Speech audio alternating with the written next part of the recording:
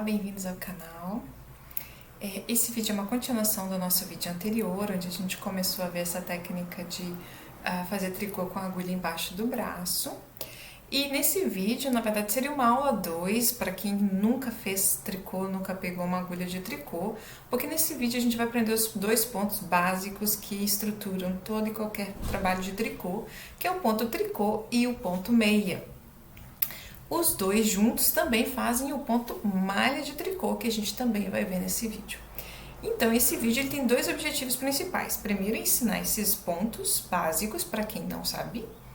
E também ensinar esses pontos básicos para quem nunca fez tricô com agulha embaixo do braço. Então, se esse é o seu caso, você está querendo aprender a fazer tricô com agulha dessa forma e gostaria de ver como é que ficariam esses pontos básicos, dentro dessa perspectiva, esse vídeo também é para você e eu convido vocês a assistirem até o final. Então, esse é o primeiro pulo do gato que toda pessoa que vai aprender tricô precisa descobrir. Que o ponto meia, no avesso, ele é ponto tricô.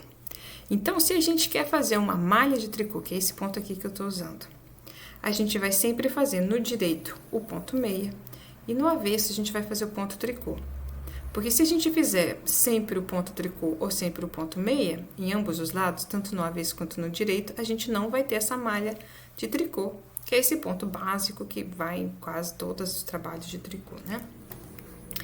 Mas se a gente intercalar, né, a gente vai ter a malha de tricô, que é essa malha basiquinha. Então, a gente fez o ponto meia já na primeira carreira, e na segunda carreira, que é o meu avesso. Então, ponto meia, pego por baixo. Ponto tricô, pego por cima. Então, vou pegar o fio por cima e vou fazer meu ponto tricô.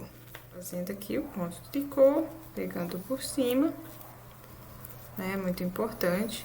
E como vocês podem ver, minha mão direita tá fazendo um movimento muito pequenininho, segurando o fio. E para mim funcionou. Pode ser que outras pessoas que tenham, né, outro tipo de dor, ou dor em outra parte da mão, não consigam, não ter essa melhora que eu tive, né? Então, eu consigo fazer tricô por horas, enquanto o crochê eu já tenho uma quantidade de horas que eu consigo fazer bem, sem que isso me incomode ou traga algum prejuízo. Então, aqui eu fiz a minha segunda carreira, vou mostrar o avesso. Olha só, já dá pra ver melhor, né? Então, aqui nós temos esse ponto tricô, ele tem sempre essa barriguinha aqui, ó, esse nozinho aqui, tá dando pra ver? E o ponto meia, ele tem essa trancinha aqui, né? Característica do tricô, ele tá saindo aqui, tá pequenininho ainda, mas tá saindo. Então, essa aqui é a malha tricô. E agora, como eu fiz no avesso o ponto tricô, que é o que eu pego por cima, né? Perdão. No meu avesso eu acabei de fazer essa carreira do avesso, colocando o ponto por cima. Agora, a minha próxima carreira vai ser o ponto meia, né? E o ponto meia, eu vou começar aqui agora.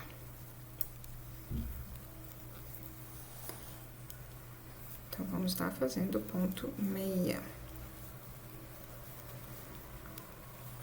Novamente, a gente finaliza, né, essa carreira fazendo ela inteira. E já vai dar pra ver, ao final dessa carreira, melhor o ponto meia e o ponto malha de tricô, que é intercalando ponto meia no direito, ponto tricô no avesso. Vocês vão reparar também que esse ponto malha de tricô ele precisa de um ponto barra, porque senão ele vai enrolar. Nessa blusa até que eu tô usando aqui, eu deixei a gola nesse ponto aqui assim mesmo, porque ela tem essa tendência de enrolar. Então, em alguns casos, se esse for sua ideia, né, de fazer um acabamento mais simples, vai ver que ele vai naturalmente enrolar. Então, para que isso não aconteça, a gente faz um ponto chamado cordões de tricô, ou ponto barra 1 por 1, ou 1 por 2, ou 2 por 2, perdão, ou 3 por 3, a gente tem que fazer algum ponto de barra, né, para evitar que ele suba, porque ele vai subir mesmo, isso é normal. Então, aqui nós já dá pra ver melhor, né, as trancinhas, e isso aqui é a malha do tricô, é o ponto malha em tricô, então é o básico do básico, né? O avesso, tricô, subtricô, como é que eu identifico o tricô? Ele tem essa barriguinha, né?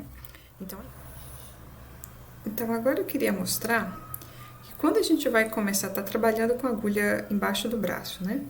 Quando a gente vai começar um trabalho com a agulha nessa posição, sempre você vai colocar, né, a agulha aqui, e é muito importante, antes de você dar a laçada de qualquer jeito e seguir o trabalho, antes você dá uma puxada Por que a gente vai fazer isso? Eu vou fazer a laçada e eu já mostro. Tá, uma puxada para ficar bem apertadinho, porque assim você garante, olha, que o seu trabalho fique com um acabamento bonito também na lateral, né? E não dá para vocês verem, mas eu estou usando nesse trabalho uma agulha dentro do intervalo sugerido pelo fabricante desse fio, dessa lã. Porém, ou seja, não estou seguindo a recomendação da da pessoa que me ensinou a fazer um tricô bastante diferenciado e a quem eu tenho muita gratidão, e é por ela que eu estou compartilhando o que ela me ensinou nesse canal.